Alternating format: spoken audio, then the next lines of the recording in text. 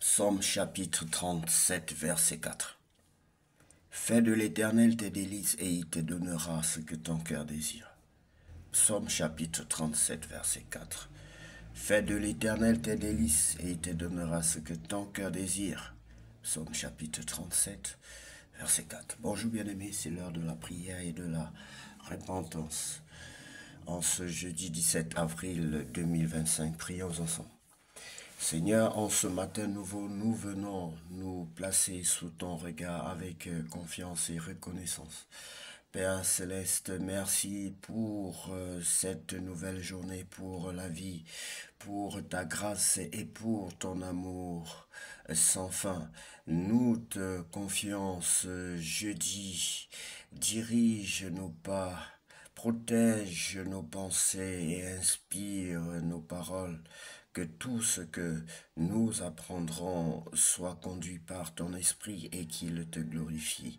Comme il est écrit, fais de l'Éternel tes délices et il te donnera ce que ton cœur désire. Oui, bien-aimé, si tu n'as pas encore reçu le Seigneur Jésus-Christ dans ta vie comme ton sauveur personnel, c'est notre mission. Vous aider à recevoir le Seigneur, à l'accepter dans votre vie. Vous aider à vous confesser, vous montrer dans ce chemin qui est le chemin du salut. Je veux t'inviter, bien-aimé, à confesser tes péchés. Je veux t'inviter, bien-aimé, à te repentir, à accepter le Seigneur Jésus-Christ dans ta vie comme ton sauveur personnel et ton Seigneur. Tu vas donc prier après moi. Tu vas dire ceci: Seigneur Jésus-Christ, je reconnais que je suis un pécheur. Seigneur Jésus-Christ, je reconnais que je suis un pécheur. Je t'invite dans ma vie. Je t'invite dans ma vie comme mon sauveur personnel et mon Seigneur. Comme mon sauveur personnel et mon Seigneur. Prends le plein contrôle de ma vie. Prends le plein contrôle de ma vie. Je t'en supplie, Seigneur. Je t'en supplie, Seigneur. Baptise-moi de ton Esprit Saint. Baptise-moi de ton Esprit Saint. Remplis-moi de ton Esprit Saint. Remplis-moi de ton Esprit Saint. Je t'en supplie, Seigneur. Pardonne-moi mes péchés. Pardonne-moi mes péchés. J'ai commis beaucoup d'erreurs dans ma vie. J'ai menti. Je suis un menteur professionnel. Je suis un voleur. J'ai volé même mon prochain. J'ai volé mon entreprise. Je suis un voleur, pardonne-moi Seigneur.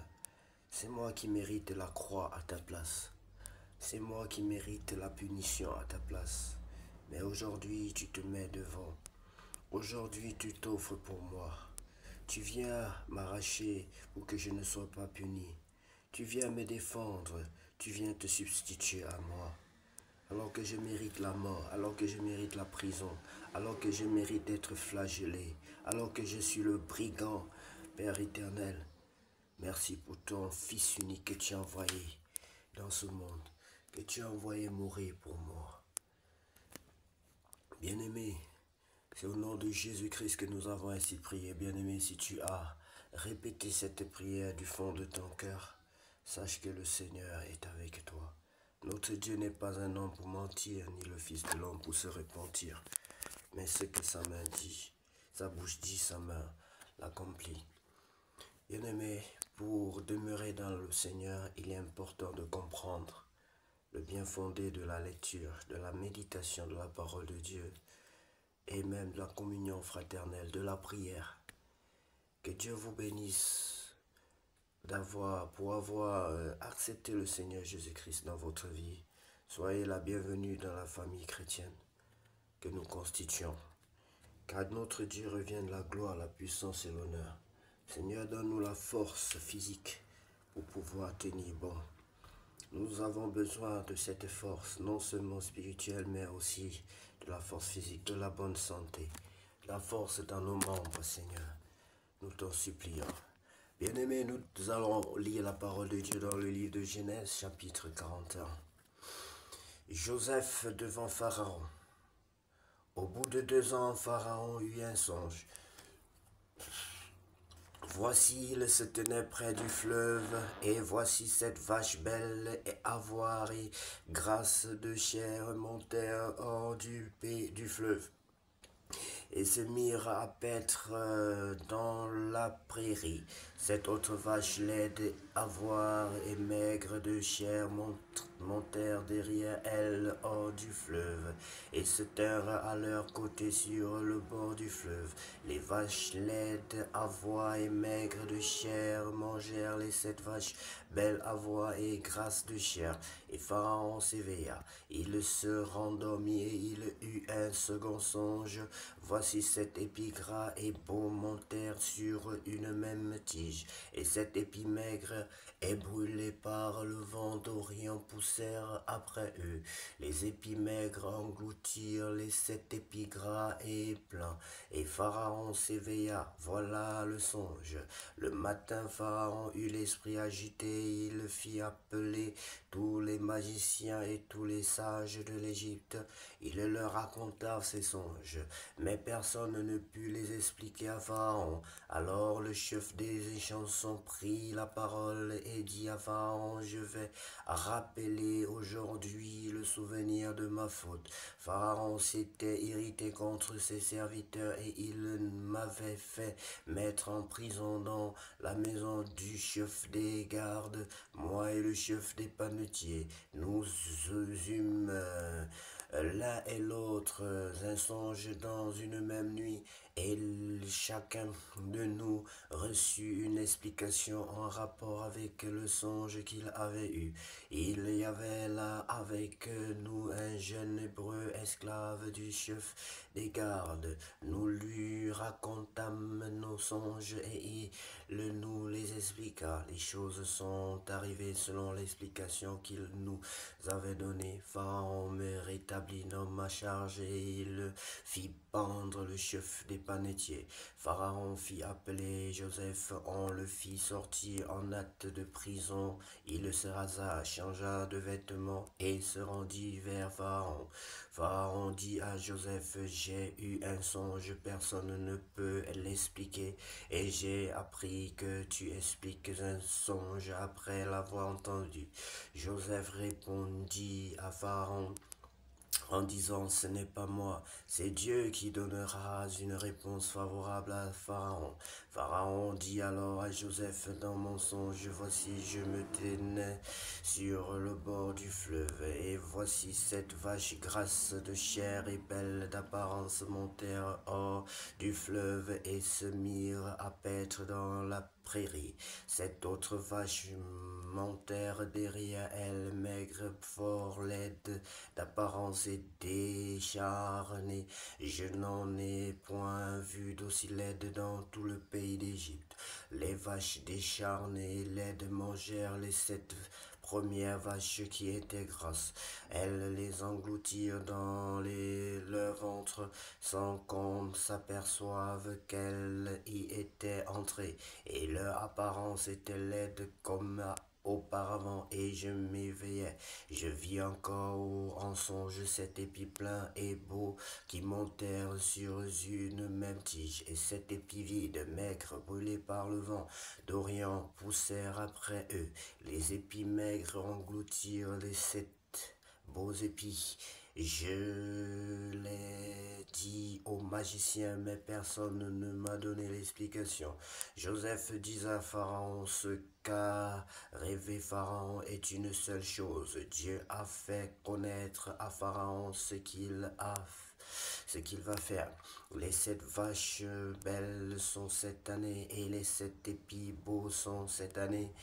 C'est un seul songe, les 7 vaches décharnées, laides qui montaient derrière les premières sont cette année, et les 7 épis vides brûlés par le vent d'Orient seront cette année de famine. Ainsi comme je viens de le dire à Pharaon, Dieu a fait connaître à Pharaon ce qu'il va faire. Voici, il y aura cette année de grande abondance dans tout le pays d'Égypte. Cette année de famine viendront après elle, et l'on oubliera toute cette abondance au pays d'Égypte, et la famine consumera le pays. Cette famine qui suivra sera si forte qu'on ne s'apercevra plus de l'abondance dans le pays. Si Pharaon a vu le songe se répéter une seconde fois, c'est que la chose est arrêtée de la part de Dieu et que Dieu se hâtera de l'exécuter. Maintenant que Pharaon choisisse un homme intelligent et sage et qu'il le mette à la tête du pays d'Égypte, que Pharaon établisse des commissaires sur le pays pour relever un cinquième des récoltes de l'Égypte pendant les 7 années d'abondance, qu'il rassemble tous les produits de ces bonnes années qui vont venir, qu'il fasse sous l'autorité de Pharaon des amas de blé, des approvisionnements dans les villes et qu'il en ait la garde. Ces provisions seront en réserve pour le pays, pour les 7 années de famine qui arriveront dans le pays d'Égypte, afin que le pays ne soit pas consumé par la famine. Joseph gouverneur de l'Égypte. Ces paroles plurent à Pharaon et à tous ses serviteurs. Et Pharaon dit à ses serviteurs, trouverions-nous un homme comme celui-ci ayant en lui l'Esprit de Dieu? Et Pharaon dit à Joseph, puisque Dieu t'a fait connaître toutes ces choses, il n'y a personne qui soit aussi intelligent et aussi sage que toi. Je t'établis sur ma maison et tout mon peuple obéira à tes ordres. Le trône seul m'élèvera au-dessus de toi. Pharaon dit à Joseph, vois, je te donne le commandement de tout le pays d'Égypte. Pharaon ôta son anneau de la main et le mit à la main de Joseph. Il le revêtit d'habits de fin et lui mit un collier d'or au cou. Bien-aimés, souvenez-vous de Joseph, du rêve de Joseph. Souvenez-vous de ces différents rêves qui rendaient ses frères jaloux. Regardez ce qui est en train de l'arriver en ce moment. De lui arriver. Il le fit monter sur le char qui suivait le sien et l'on criait devant lui à genoux. C'est ainsi que Pharaon lui donna le commandement.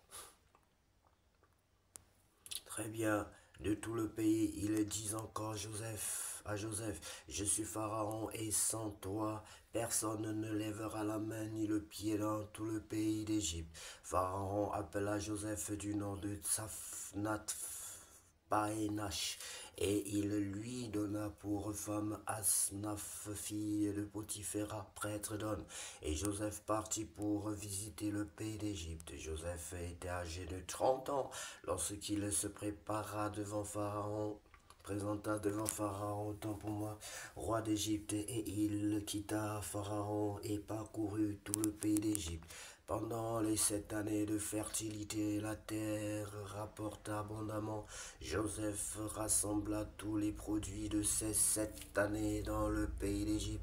Il fit des approvisionnements dans les villes, mettant dans l'intérieur de chaque ville les productions des champs d'alentour. Joseph amassa du blé comme le sable de la mer en quantité si considérable que l'on cessa de compter parmi qui, parce qu'il n'y avait plus de nombre. Naissance de Manassé et d'Éphraïm. Avant les années de famine, il naquit à Joseph 2 fils qui lui enfanta Asnaph, fille de Potiphéra, prêtre d'On. Joseph donna au premier-né le nom de Manassé, car, dit-il, Dieu m'a fait oublier toutes mes peines et toute la maison de mon père. Et il donna au second le nom d'Éphraïm, car, dit-il, Dieu m'a rendu fécond dans le pays de mon affliction. Les 7 années d'abondance qu'il eut au pays d'Égypte s'écoulèrent, et les 7 années de famine commencèrent à venir, ainsi que Joseph l'avait annoncé. Il y eut famine dans tous les pays, mais dans tout le pays d'Égypte il y avait du pain. Quand tout le pays d'Égypte fut aussi affamé, le peuple cria à Pharaon pour avoir du pain. Pharaon dit à tous les Égyptiens, allez vers Joseph et faites ce qu'il vous dira. La famine régnait dans tout le pays. Joseph ouvrit tous les lieux d'approvisionnement et vendit du blé aux Égyptiens. La famine augmentait dans le pays d'Égypte et de tous les pays on arrivait en Égypte pour acheter du blé auprès de Joseph car la famine était forte dans tous les pays. Voilà, bien-aimé, Joseph est élevé au-dessus de tous les hommes en Égypte.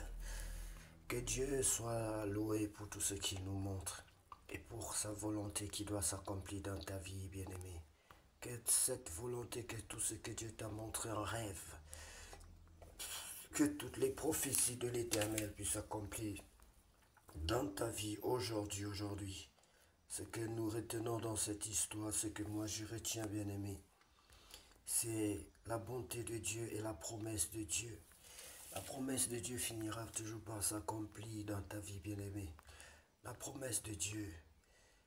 Les exemples à suivre, il y en a beaucoup dans ce chapitre, bien-aimé. Moi, je vois toujours Joseph, une personne d'humble, une personne qui est humble, une personne qui ne cherche pas toujours son intérêt. Il demande au roi d'Égypte, à Pharaon, de trouver quelqu'un de sage et de le mettre à la tête de la nation pour diriger la tête des opérations. Il ne dit pas mais moi. Il n'est pas égocentrique. Il ne cherche pas d'abord son propre intérêt. Il cherche d'abord l'intérêt des autres, bien-aimés. Il aurait pu dire que délivrez-moi d'abord de prison avant que je fasse telle chose. Non, bien-aimé. Il ne conditionne pas. Il sert les hommes comme il sert Dieu, bien-aimé.